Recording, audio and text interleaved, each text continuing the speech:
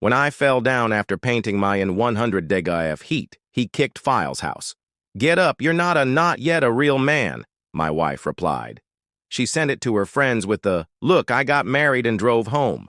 Alone with paint and sweat on my skin what I made the next week with that video, I'm a 34-year-old man from Leach, Texas. I've been married to Katie for we have a girl 6 years old and I thought we were until a few months ago. I'm doing okay. Not great, but okay. I work.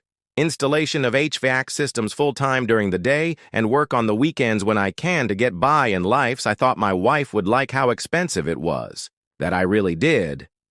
Then her dad, Russ, asked me to do you a favor. That kind of Texas tough guy used to run our own roofing company, walks around with he has a toothpick in his mouth and looks like he's into the movie Damn West. Thinks that feelings are, he has never liked women or lefties. From the beginning, he would say things to me like, "Are you sure you can take care of my daughter?" Or, "You don't seem like the kind of person who likes tools." I wasn't too hurt by it, you know? Thought he'd change his mind eventually. Russ told them he needed help, so they didn't.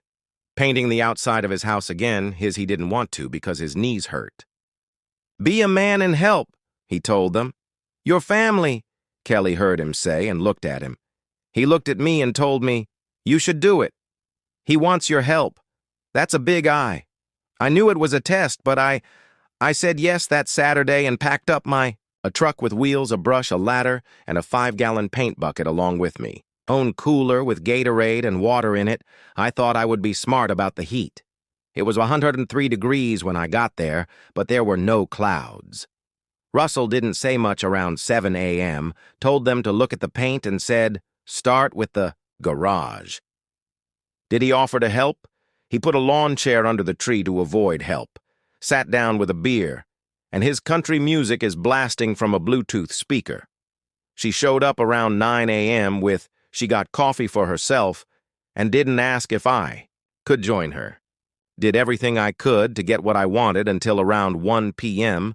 I was soaking through and my hands were cramping, holding on to the brush. The ladder it was so hot that I had to take short stops. But every time I stopped to drink water, Russ would yell, "Are you going to finish that? Today or next week?"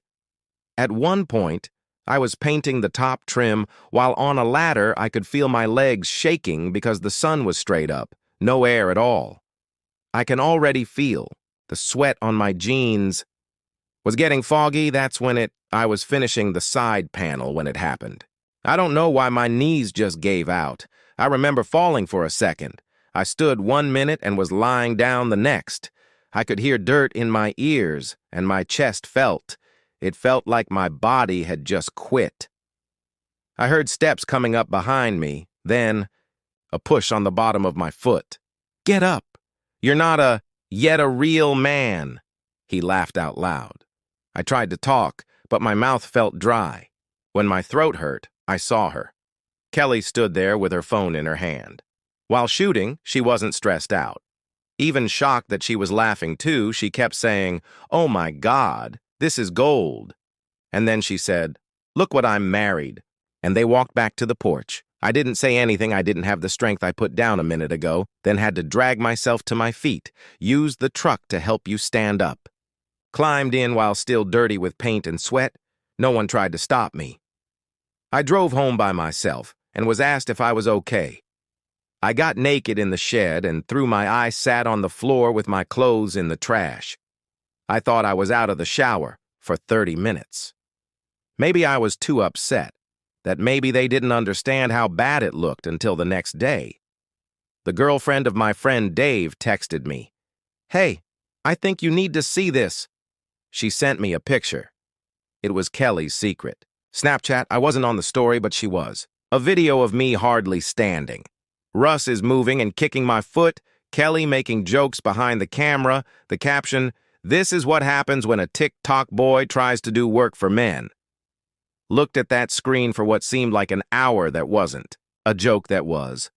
Both of them were rude in front of what her friends said about me behind my back, snapped at me, but I didn't yell or do anything else. Talked to her instead. I shut up over I called a few people over the next few days, did some things behind the scenes, and that movie will be out by the end of the week. It wasn't just among our close friends on Snapchat. It wasn't on Russ's business. It was emailed to every Facebook page. I wasn't the first person he ever worked with. I knew that they were the only ones who replied. For me to post the video myself wouldn't be. Russ didn't care what I thought enough. I knew he cared about his, though. Fame. Even though he stopped working he still did side work a few years ago. From time to time, friends need small jobs done. Friends from church and people in he still liked being known to his shooting group as Russ, the Builder's Facebook page. Business page was still up and running. He had a pin that said, 35 years of honest work. No job too small, I said. A new account with a fake name that doesn't belong to me. I put up the video of him kicking me, and it made me laugh while I was on the ground. Passed out or very close to it, I wrote, "This is how Russ treats me. People in 100 plus who help him for free heat, so be careful hiring this man." Said that his page sent the video to everyone who had written about his business. I took it a step further and sent it to our local Facebook group for the neighborhood. The one Kelly was always proud of being an admin. I put it under a throwaway account with the words local next to it. An ex-contractor in love makes fun of his son-in-law during heat exhaustion. Wife records it and laughs. Is this who we have faith in our neighborhood? People replied quickly. Comments began to pour in. It's disgustingly bad if both of them does that to family heat stroke, isn't? That man might have died as a joke. I know that Kelly from PDA got a lot of attention that same night Kelly came. I slammed her bag when I got home from Target. I was lying down on the couch and saying, "Come! What the hell did you do?" she yelled. I only looked at her and told her. Thank you for the favor, she said, shaking. You should see how many texts I got today. Some moms won't even bother to show up. Someone sent it to my boss by email. I didn't say anything to my boss, but she kept it. I said, "You made me look bad." That's when I couldn't help but laugh and say, "You posted that video first. You believed it. It was funny when you said, 'Look at what They are now all looking for a husband." She looked at me like she didn't know what was going on. Look at me, it was a joke, right? It's not funny that she passed out in 103-degree heat. I got a text the next day, but they didn't answer. "You went too far, take it," said Russ. "Write it down or we'll get a lawyer." Sent back a video screenshot. I then told her, "Go ahead, I'll send it to the next day." He didn't text again, but in 2 days, I found out the secret. Heather, Kelly's cousin, called me. She worked for Child Protective Services, CPS. "Really," she said, "Hey, I don't know what's going on between you and Kelly, but someone filled out a report about child abuse or carelessness is being talked about. I'm not saying it's dangerous, something real, but it's in the list." I was shocked and said, "Wait, or what did they say?" "I did?" She stopped. "Let's just say you should be ready." I hung up the phone and sat there. There was quiet. Then I thought of something. Kelly made a joke a few months ago about how Russ once made a false claim against a neighbor to quiet her down. At the time, I thought she was going too far now. I wasn't sure they were trying to scare me, which made me feel bad, to make me look like a threat. So I did the one thing they didn't expect, was that I began writing down everything. I backed up the video, all of her texts, and the captions for each screenshot. I put cams in the living room, nursery, and entrance. I can see I opened a secret folder and began. They could take notes every day if they wanted to. To drag this into the mud, I'm going to see if I can swim in it. After getting that CPS notice, I couldn't sleep.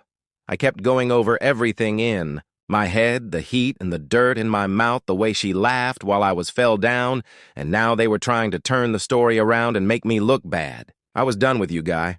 I wasn't just mad anymore. I called a lawyer the next morning. Not enough cash to buy something fancy, but Derek was a guy I knew through one of my HVAC clients. He owed me from earlier in the year.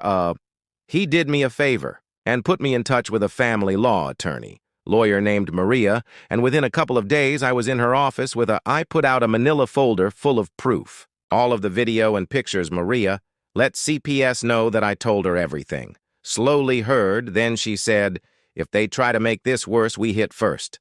Fill out a breakup and emergency form jail time. Let them explain why they thought watching your exhaustion from the heat was funny." She told me something else. "For your safety, you need to start."